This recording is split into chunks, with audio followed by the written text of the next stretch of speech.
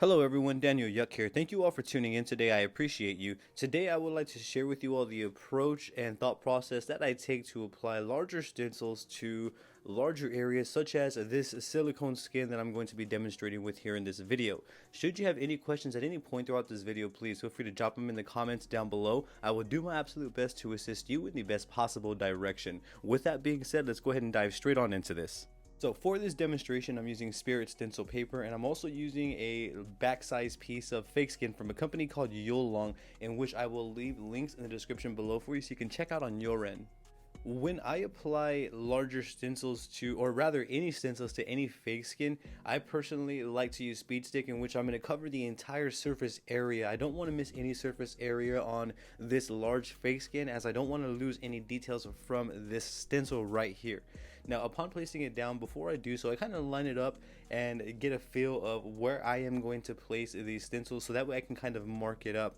Right now I'm just looking at the stencil with the stencil side up so I can get an idea of the overall look. Of course, when I place a stencil down, I am going to put the darker stencil side down to transfer the stencil, so it's going to be the opposite way, like so. So upon placing this down, I'm using my imagination, my logic, thought process, and approaches. This is a real life back piece, so I'm using that approach. What I'm doing is I'm essentially lining the stencil up with the center of the back. As you can see, there's 4 Spirit Stencil Papers here in which form a cross. I'm using that middle point as a way of placing the stencil down evenly. So what I'm going to do is I'm going to start with, again, covering the entire surface area with a speed stick. Just to confirm, I use stencil stuff to apply tattoo stencils to human skin, and I use a speed stick to apply tattoo stencils to fake skin, because for me, with speed stick on fake skin, I experience minimal blurring. So where I'm going to begin is I am going to apply an adequate amount of speed stick over the entire surface area of the entire fake skin, as you see right here. And once it's entirely covered, what I'm going to do is I'm going to grab a wipe here. For this instance, I'm using a Scotch shop wipe, and I'm going to remove any excess amounts of the speed stick. The reason why I'm going to want to do this and remove excess amounts is so that way we prevent stencil blurring. This specific approach that I'm taking is going to be more of an eyeball approach rather than using definite lines to line it up. Typically, when I do apply stencils on human skin, I do use lines to perfectly line the stencil up. For this specific application, it is going to be for this fake skin, so I'm kind of adjusting to the scenario at hand here. So what I'm beginning to do is I'm beginning to kind of overall look at the stencil here, and I have to be real careful not to let it slip, because if it does, then the stencil will place down, as there is an applicant on the surface area. We'll place the stencil down like so for this specific scenario, and I'm going to begin to start pressing the stencil down to transfer onto the Yuelong fake skin here. And what I'm doing here is I'm ensuring that I'm pressing down an even adequate amount of pressure over the entire stencil, so that way all of the details do transfer over. This is a larger size stencil, so the room for error would be minimal, as I would not want to go back to the chop block and have to redo the stencil all over again. What I'm going to do as one of my last steps before I pull the stencil up is I'm going to grab a Scotch shop wipe, and I'm going to just press down all over the entire stencil, so that way I get a little peace of mind and I ensure that the stencil really does transfer nice and evenly here. The approach that I'm taking and the logic that I'm using here is I'm pressing down, ensuring that I'm not smearing. And what I'm going to do is I'm going to kind of use a reveal and press method, which consists of me revealing the stencil as you see here, and what doesn't really transfer well, I'm going to lay it back down, and I'm going to press now before I take off the entire stencil. So again, I'm going to go back, I'm going to reveal, and what doesn't transfer right, I'm going to go back and press more in that area. So for this specific scenario, I did feel that the reveal and press approach would be the best to yield the results that I desired. My goal was to place the stencil down first try, so that way I avoided having to go back and recreate this large size stencil again out of 4 Spirit Stencil Papers. I didn't want to do that, so as you see, I'm just lifting up these Spirit Stencil Papers slowly, and I'm pressing down where I need to, the parts that didn't transfer correctly, and I'm able to do so because the rest of the stencil is still down from the applicant there. Closer to the middle and the end, I want to be a little bit more aware of how fast I pull the stencil up, as there's not going to be as much surface area to hold the stencil down. So in this area, I'm being real mindful and real cautious, and I'm making sure that I'm not moving too fast, because once I pull that entire stencil up, it's going to be next to impossible to place it back down and line it up perfectly. So just to reiterate, the approach does not change. I am simply revealing and pressing the entire way through. As I am picking up more stencil paper, I'm just being mindful of how fast I pick it up, so that way I don't pick it up too fast and I don't lose the stencil and or blur it. And once I am done, right around here I can kind of pull the stencil paper off, as you see, and the transfer is pretty much complete now.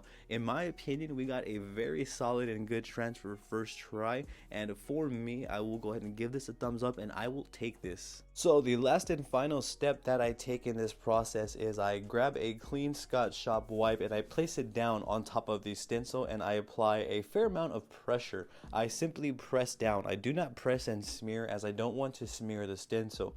So what I am doing here is I am pressing down, and the reason why I am pressing down is I want to remove any remaining amounts of the speed stick and or stencil here that we will not need later on. If I allow it to sit, what is going to happen, and what I've experienced, is the lines tend to kind of bold out, blur out. So if it's a very detailed piece like this one, some of the tattoo may become indistinguishable, so therefore we may not be able to tattoo it, especially if we're just starting out. On this part right here, there's no specific formulated number on how many times I repeat this process. I kind of just eyeball it and I look at the surface area. I make sure that it's not shiny anymore. I make sure that there's no excess amounts of applicant. I make sure that there's no excess amounts of stencil anywhere where the stencils are really dark. I go ahead and I apply pressure there to lift and lighten the stencil up just a little bit.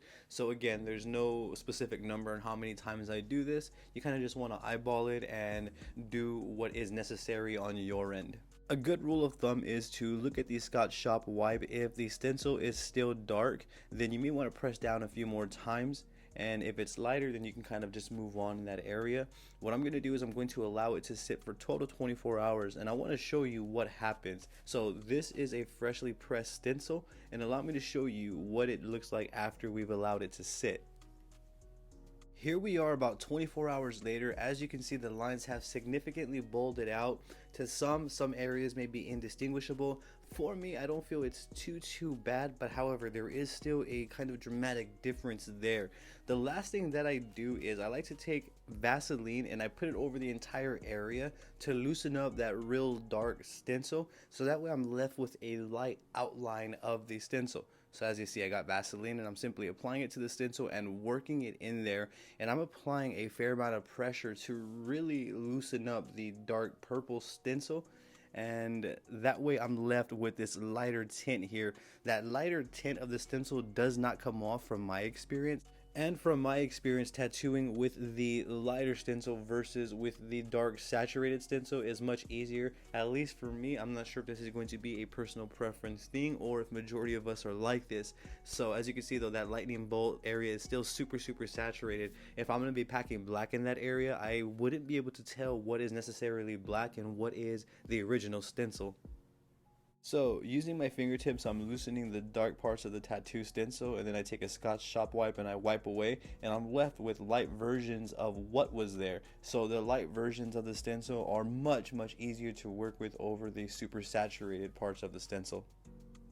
I'm going to take the time to really wipe away all of these saturated areas of the stencil. If I allow the stencil to rest for another 12, 24, 48 hours, what's going to happen from my experience is the stencil will stay like that, where the stencil is super saturated. It's really dark, and it'll show up through in the final results after tattooing. At that point, I really can't distinguish what is what. So to avoid that result, I go ahead and I put Vaseline on there, I loosen up the stencil, and I wipe away. And 9 times out of 10, actually 10 times out of 10, this is what I am left with.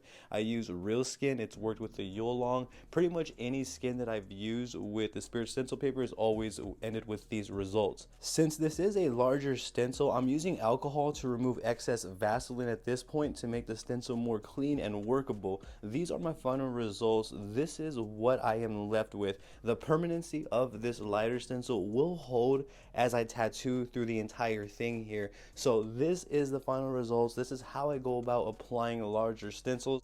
If I didn't touch base on anything specific that you may have wanted to know at any point throughout this video, I'm going to highly encourage you to drop a comment down below, and I will do my absolute best to assist you in the best possible direction.